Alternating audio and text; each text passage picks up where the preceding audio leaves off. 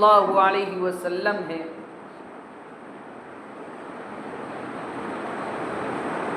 امت کے اندر بہترین امت جناب محمد الرسول اللہ صلی اللہ علیہ وسلم کی امت ہے، یعنی امت محمدیہ۔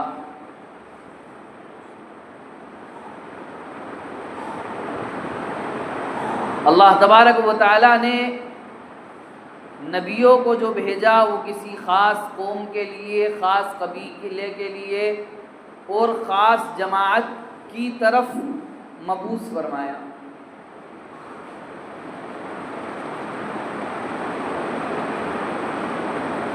لیکن جناب محمد الرسول اللہ صلی اللہ علیہ وسلم کو اللہ تبارک و تعالی نے سارے لوگوں کے لیے، ساری امت کے لیے، قیامت تک آنے والے ایک ایک انسان کے لیے نبی بنا کر بھیجا۔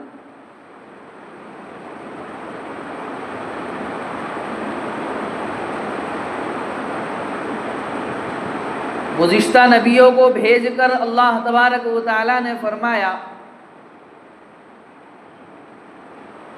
کہ تم کو اس نبی کی پیروی کرنا ہے،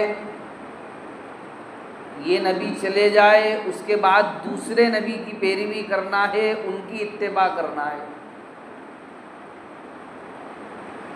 لیکن جناب محمد الرسول اللہ صلی اللہ علیہ وسلم کو بھیجنے کے بعد یہ نہیں فرمایا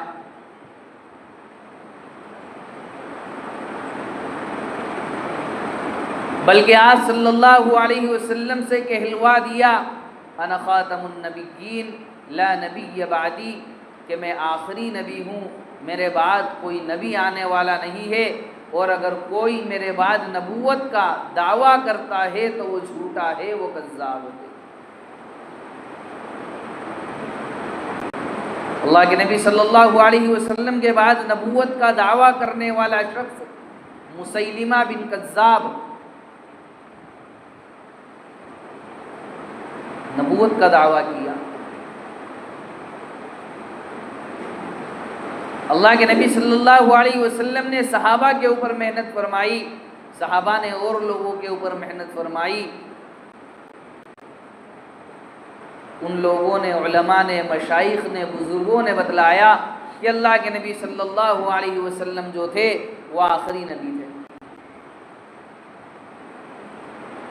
آپ صلی اللہ علیہ وسلم کے بعد نبوت کا سلسلہ اور دروازہ بند، اسی لیے تو اللہ کے نبی صلی اللہ علیہ وسلم نے فرمایا لو کان بعدی نبی لکان عمر، میرے بعد نبی نہیں آئیں گے، نبوت کا سلسلہ، نبوت کا دروازہ اور نبوت والا مشن اب ختم ہو گیا، بند ہو گیا۔ لیکن لو کان بعدی نبی، اگر میرے بعد کوئی نبی ہوتا لکان عمر، تو وہ عمر ہوتا۔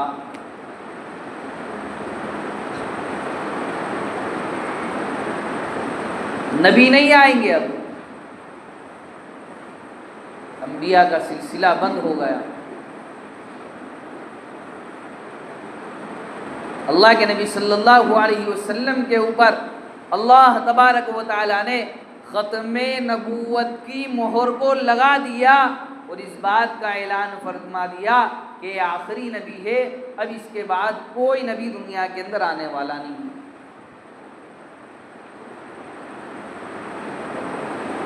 نبیوں کے سلسلے کو اللہ نے ختم کر دیا۔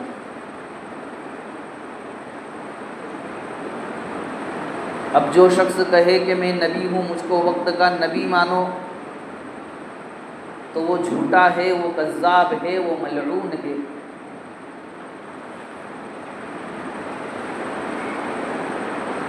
اللہ کے نبی صلی اللہ علیہ وسلم کی امت کو اللہ تبارک و تعالیٰ نے افضل الامم بنایا ہے۔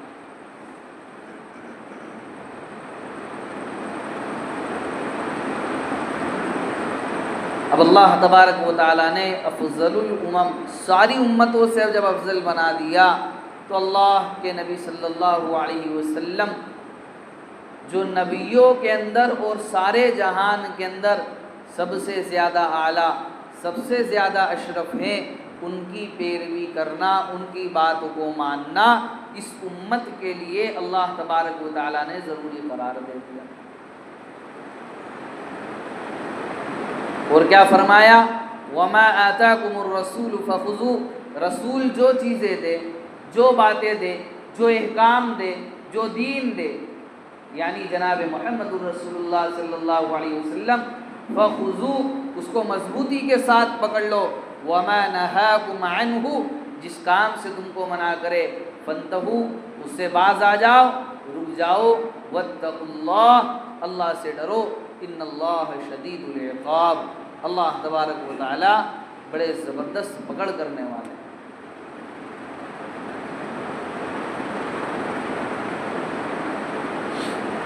اللہ تبارک و تعالی نے اللہ کے نبی صلی اللہ علیہ وسلم کو ایسا آفتاب بنا کر بھیجا اور مبعوث فرمایا جس نے دنیا کے ذرے ذرے کو منور کر دیا اور روشن کر دیا۔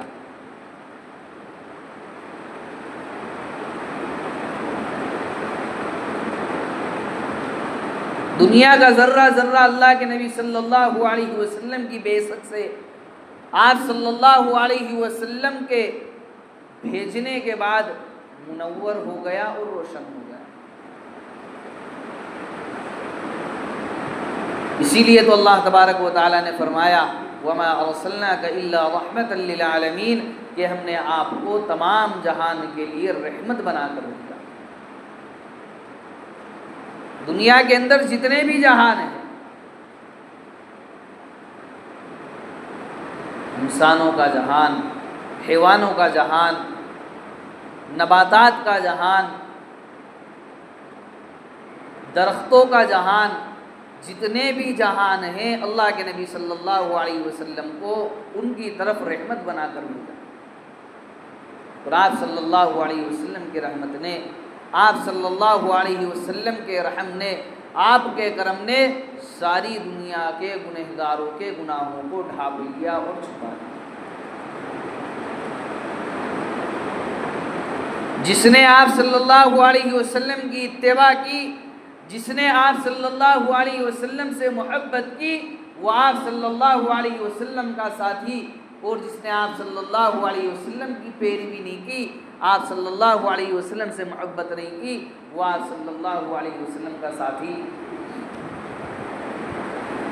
خود اللہ کے نبی صلی اللہ علیہ وسلم فرما رہے، حدیث کے اندر فرمایا لا یؤمن احدکم حتی اکون احب الیہ من والدہ وولدہ والناس اجمعین، کہ تمہارا ایمان اس وقت تک کامل اور مکمل نہیں ہو سکتا حتی اکون احب الیہ من والدہ وولدہ والناس اجمعین، جب تک کہ تم مجھ سے یعنی جناب محمد الرسول اللہ صلی اللہ علیہ وسلم سے اپنی اولاد، اپنے مال، اپنے ماں باپ سے بھی زیادہ محبت نہ کرنے لگ جاؤ، تب تک تمہارا ایمان مکمل نہیں ہو سکتا۔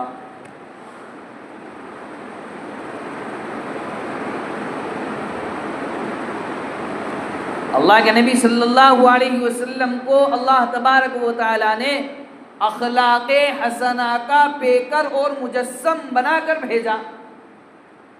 بُعِثْتُ لِأُتَمِّمَ مَكَارِمَ الْأَخْلَاقِ، میں مکارم اخلاق کی، اخلاق حسنہ کی تکمیل کے لیے دنیا کے اندر بھیجا گیا۔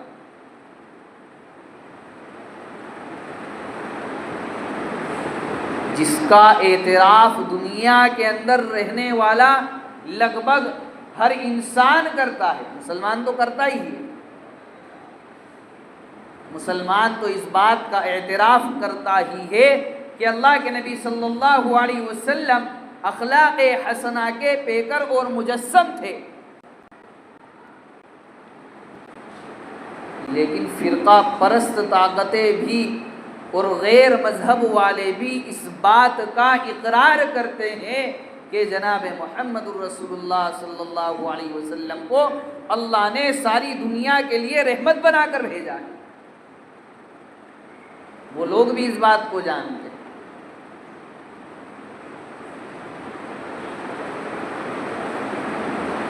لیکن آج ناموس رسالت کے اوپر، اللہ کے نبی صلی اللہ علیہ وسلم کی زندگی کے اوپر اور آپ صلی اللہ علیہ وسلم کی ذات اقدس کے اوپر جس طریقے سے حملے کیے جا رہے ہیں وہ بڑے ہی ناقابل برداشت ہے۔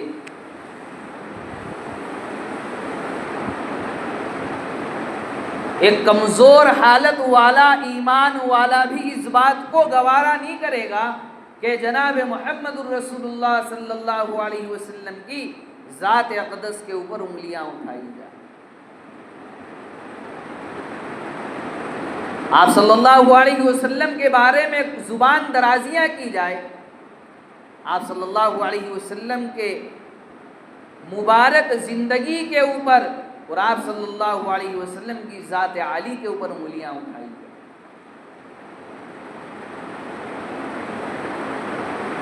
آج طاقت کے نشے کے اندر اور دولت کے نشے کے اندر جو لوگ یہ گستاخیاں کر رہے ہیں انہیں یہ سمجھ لینا چاہیے کہ تحفظ ناموس رسالت کے لیے دنیا کا ہر ایک مسلمان اللہ کے نبی صلی اللہ علیہ وسلم کی ناموس کی حفاظت کے لیے کھڑا ہو۔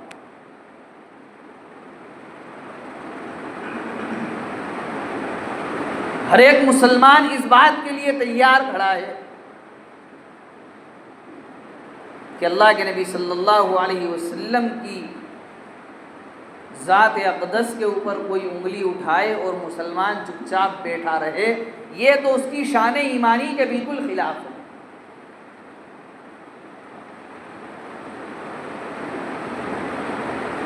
اور جو یہ بات برداشت کرتا ہے بڑا بے غیرت مسلمان ہے۔ اس لیے کہ اللہ کے نبی صلی اللہ علیہ وسلم کی جب عزت کی بات آ جائے اور مسلمان کو غیرت نہ آئے، یہ تو ہو ہی نہیں سکتا، ہو ہی نہیں سکتا ایسا کہ اس ذات اقدس کے اوپر انگلیاں اٹھائی جا رہی ہے جس ذات اقدس کی روشنی نے دنیا کے سارے اندھوروں کو کیا کر دیا، منور کر دیا اور روشن کر دیا۔ وہ ذات جناب محمد الرسول اللہ صلی اللہ علیہ وسلم کی ذات عالی۔ حضرت مولانا صفدر اکاڑوی رحمۃ اللہ علیہ اپنی کتاب کے اندر ایک واقعہ نقل فرماتے ہیں کہ ایک گاؤں کے اندر گاؤں والوں نے درخواست کی کہ یہاں پر قادیانیت کا اور کہا جائے کہ بے دینی کا بڑا غلبہ ہے، آپ یہاں پر آئیں، کچھ بیان کریں، کچھ تقریر کریں، کچھ لوگوں کو سمجھائیں۔ بڑی معذرت کے ساتھ گاؤں والے آئے۔ حضرت نے کہا ٹھیک ہے، خط بھیج کر یہ تاریخ طے کی۔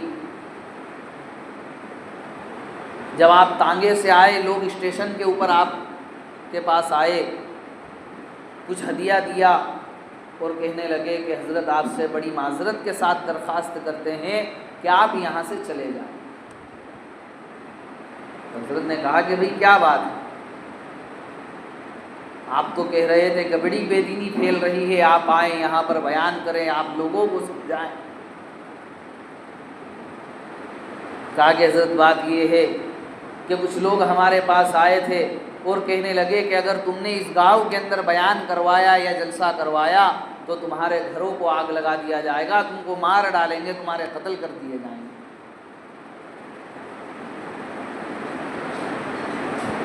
حضرت نے فرمایا کہ اگر بات کچھ اور ہوتی تو ٹھیک تھا، لیکن اب یہاں پر بات اللہ کے نبی صلی اللہ علیہ وسلم کے ناموس کی حفاظت کی آ گئی۔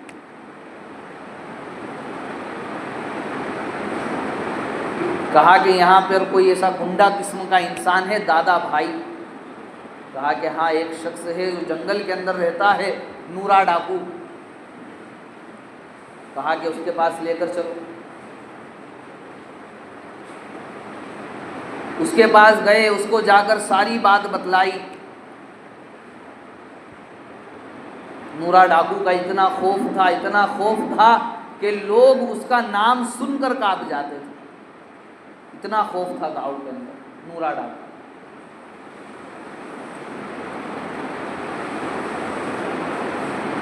ڈاکو بڑا خطرناک قسم کا آدمی تھا, دینداری سے دور.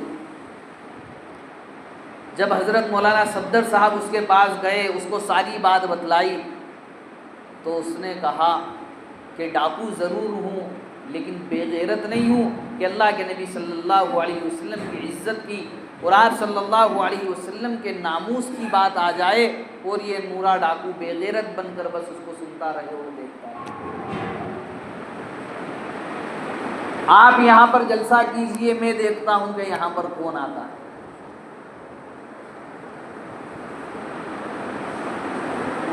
اب نورا ڈاکو مسجد کے باہر ڈنڈا لے کر بیٹھ گیا. کسی کی مجال نہیں, کسی کی ہمت نہیں کہ مسجد کے اندر آ جائے, پروگرام رکوا دے. بیان ختم ہوا, حضرت ان کے گھر چلے گئے, نورا ڈاکو اس کے گھر آ گیا. جب رات کو سویا, خواب میں جناب محمد رسول اللہ صلی اللہ علیہ وسلم کی زیارت ہوئی. کئی مہینوں گزر گئے. اس کے بعد یہ حضرت کے پاس گیا. حضرت نے دیکھا کہ ایک شخص, بہت دور سے دیکھا کہ ایک شخص آ رہا ہے, سر کے اوپر عمامہ بندھا ہوا ہے, چہرے کے اوپر داڑھی ہے, بدن کے اوپر سنتی لباس ہے. حضرت نے جب قریب آیا تو فرمایا کہ بھائی تم وہی نورا؟ کہا کہ حضرت ہاں میں وہی نورا ہوں. کہا کہ تمہاری زندگی اتنی کیسے تبدیل ہو گئی؟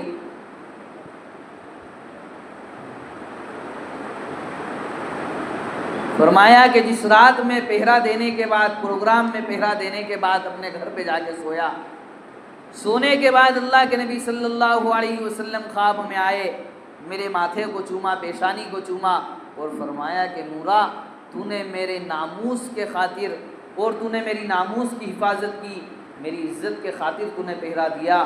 اللہ تبارک و تعالیٰ نے تجھ کو ایمان سے اور اسلام سے نواز دیا.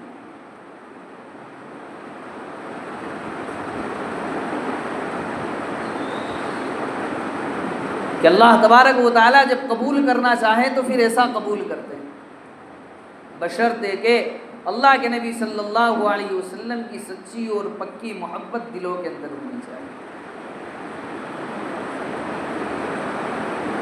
آج ہمارے اپنے دلوں کے اندر اللہ کے نبی صلی اللہ علیہ وسلم کی محبت موجود نہیں ہے.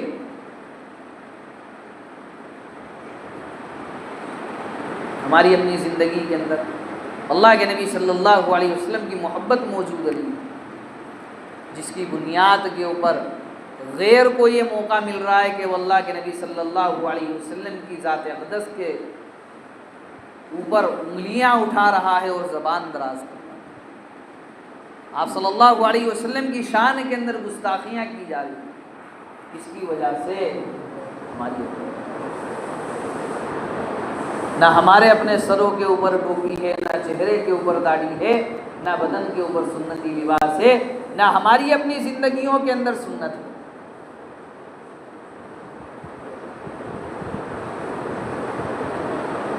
حالانکہ حضرت حسان بن ثابت رضی اللہ تعالی عنہ شاعر رسول ہیں, شاعر اسلام ہے. وہ فرما رہے ہیں وَأَحْسَنَ مِنْكَ لَمْ تَرَ قَطُّ عَيْنِي وَأَجْمَلَ مِنْكَ لَمْ تَلِدِ النِّسَاءُ خُلِقْتَ مُبَرَّأً مِنْ كُلِّ عَيْبٍ كَأَنَّكَ قَدْ خُلِقْتَ كَمَا تَشَاءُ.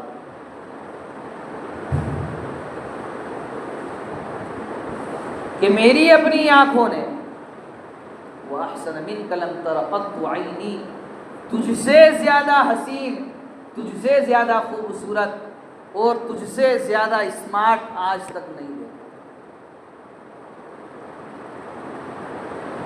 تجھ سے زیادہ اچھا, تجھ سے زیادہ خوبصورت. یعنی اللہ کے نبی صلی اللہ علیہ وسلم کی تعریف بیان فرما رہے ہیں حضرت حسان ابن ثابت رضی اللہ عنہ, جن کو شاعر رسول ہونے کا اللہ کے نبی صلی اللہ علیہ وسلم نے خود خطاب کیا کہ یہ شاعر رسول ہے. وَأَجْمَلَ مِنْكَ لَمْ تَلِدِ النِّسَاءُ, تجھ سے زیادہ خوبصورت آج تک کسی ماں نے پیدا نہیں کیا. خُلِقْتَ مُبَرَّأً مِنْ كُلِّ عَيْبٍ, آپ ہر عیب سے، ہر برائی سے، ہر گندگی سے مبرأ من کل عیب، پاک اور صاف پیدا کیے گئے، کأنک قد خلقت کما تشاء، جیسا کہ آپ نے چاہا، جو آپ نے چاہا، آپ کے رب نے آپ کو وہ ساری نعمتیں عطا فرمائیں۔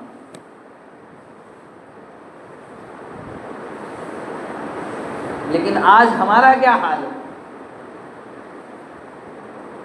اللہ کے نبی صلی اللہ علیہ وسلم کے ناموس کی حفاظت کرنا تو بہت دور کی بات، آپ صلی اللہ علیہ وسلم کی سنت زندگی کے اندر لانے میں کیا ایک سمجھ۔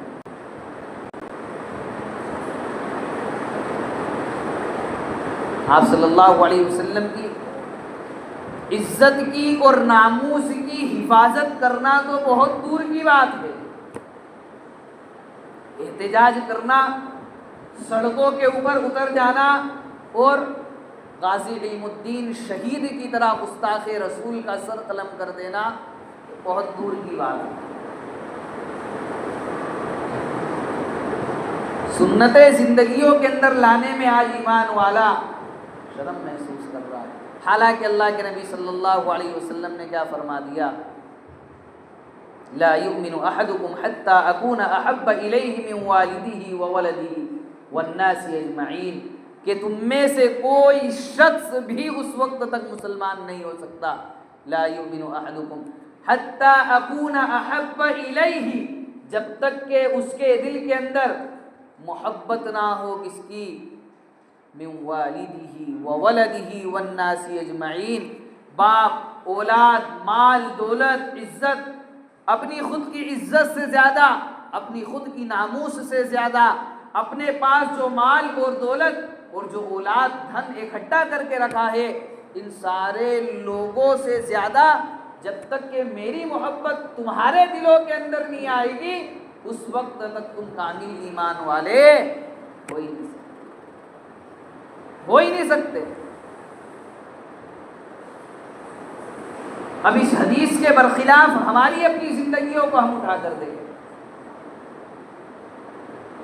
یہ حدیث تو اپنی جگہ پر صحیح ہے، اللہ کے نبی صلی اللہ علیہ وسلم کی زبان مبارک سے نکلا ہوا ایک ایک لفظ، ایک ایک حرف سچا اور صادق ہے، اس کے اندر کوئی شک اور شبہ نہیں، کوئی شک شبہ نہیں،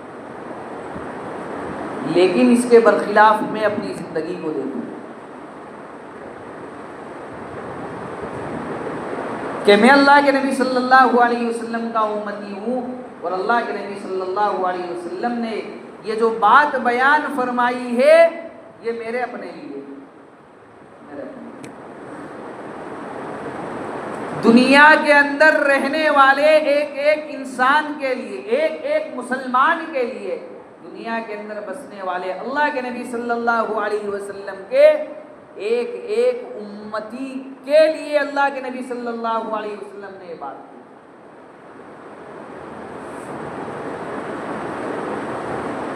لیکن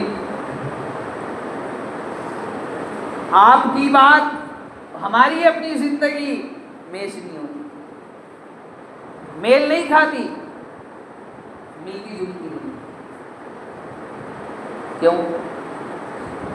اللہ کے نبی صلی اللہ علیہ وسلم کی زندگی سنتوں سے بھرپور، صحابہ کی زندگیاں سنتوں سے بھرپور، اللہ والوں کی، علماء کی، اولیاء کی، تابعین کی، تبع تابعین کی، علماء کی، مشائخ کی زندگیاں سنتوں سے بھرپور۔ اس کے برخلاف عوام اپنی زندگی کے اوپر نظر ڈالے کہ ہماری اپنی زندگیوں کے اندر کتنی آپ صلی اللہ علیہ وسلم کی سیرت کی جھلک دکھتی ہے، کتنی سیرت کی جھلک۔ ورنہ اگر میری اپنی زندگی کے اندر سیرت کی جھلک موجود نہیں ہے، میری اپنی زندگی کے اندر سنت رسول نہیں ہے، تو میں پھر اس حدیث کا مصداق نہیں ہوں جو اللہ کے نبی صلی اللہ علیہ وسلم نے بیان فرمائی، یعنی میں ایمان والا نہیں۔ اگر حدیث کا مصداق بننا ہے صحیح معنی کے اندر، اپنی زندگی کو تبدیل کرنا پڑے گا۔ یہ آج ناموس رسالت کے اوپر جو انگلیاں اٹھائی جا رہی ہے یہ ہماری بدولت ہے، کسی اور کا کیا دھرا نہیں ہے، یہ ہماری اپنی بدولت ہے۔ کیوں؟ اس لیے کہ ہماری اپنی زندگی کے اندر سنت موجود نہیں ہے۔ لوگ ایمان والے کی زندگی کو آج دیکھتے ہیں، ان کو کہاں اتنا موقع ہے کہ وہ کتابیں پڑھ لیں، وہ کس کی زندگی کو دیکھتے ہیں؟ ایمان والے کی زندگی کو، کہ یہ کہتے ہیں کہ جناب محمد الرسول اللہ صلی اللہ علیہ وسلم ہمارے نبی، ہمارے رسول ہے۔ اللہ کے نبی صلی اللہ علیہ وسلم کی زندگی کیسی تھی؟ سنتوں سے بھرپور تھی۔ سر کے اوپر ٹوپی، چہرے کے اوپر داڑھی، بدن کے اوپر سنتی لباس، اور ساری زندگی کے اندر سنتیں ہی سنتیں تھی۔ اس کی زندگی کے اندر تو ایک چیز بھی نظر نہیں آتی ہے، نعوذ باللہ، اس کا مطلب ان کا رسول اور نبی جو ہے وہ جھوٹا ہے۔ اللہ معاف کرے۔ کون موقع دے رہا ہے؟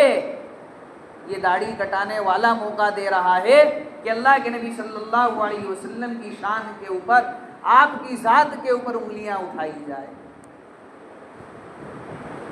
یہ سر کے اوپر خنزیر اور کتے کی طرح بال رکھنے والا دعوت دے رہا ہے اور لوگوں کو اجازت دے رہا ہے کہ آؤ اور اللہ کے نبی صلی اللہ علیہ وسلم کی ذات اقدس کے اوپر نعوذ باللہ انگلیاں اٹھاؤ، اس لیے کہ اللہ کے نبی صلی اللہ علیہ وسلم کی زندگی نعوذ باللہ ویسی نہیں تھی جیسی کہ تم نے سنی، بلکہ ویسی ہے جیسا کہ مجھ کو تم دیکھ رہے ہو۔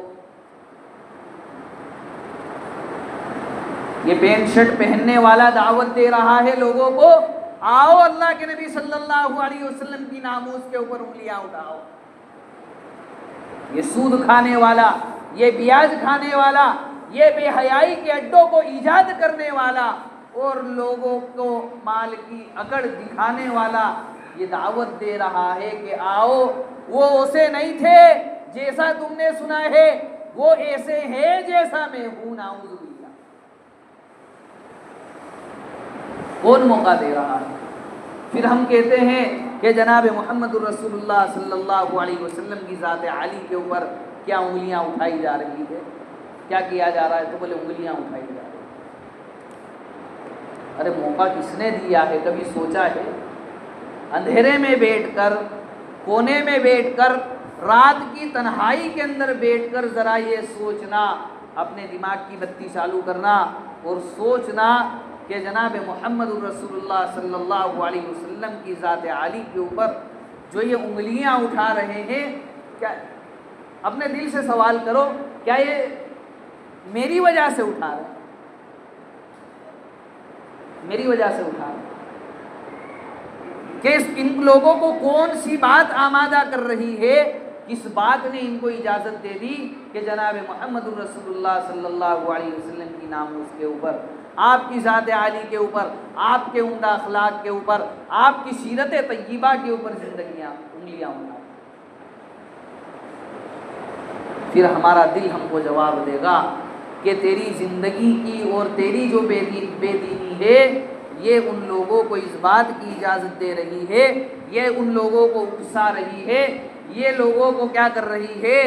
گدگدی کر رہی ہے کہ مسلمانوں کے نبی کے بارے میں اور مسلمانوں کے پاک اور آپ صلی اللہ علیہ وسلم مسلمانوں کے رہنما کے اوپر کیا اٹھائی جائے؟ انگلی اٹھائی جائے۔ اس لیے اگر ہم یہ چاہتے ہیں کہ جناب محمد الرسول اللہ صلی اللہ علیہ وسلم کی ناموس کے اوپر، آپ کی عزت کے اوپر، آپ کی آبرو کے اوپر کسی طرح کی کوئی آنچ نہیں آئے، تو ہمیں چاہیے کہ ہم اپنی زندگیوں کو شریعت اور سنت کے مطابق گزارنے والے بن جائے۔ اللہ تبارک و تعالیٰ عمل کی توفیق عطا فرمائے۔ سنتیں پڑھیں۔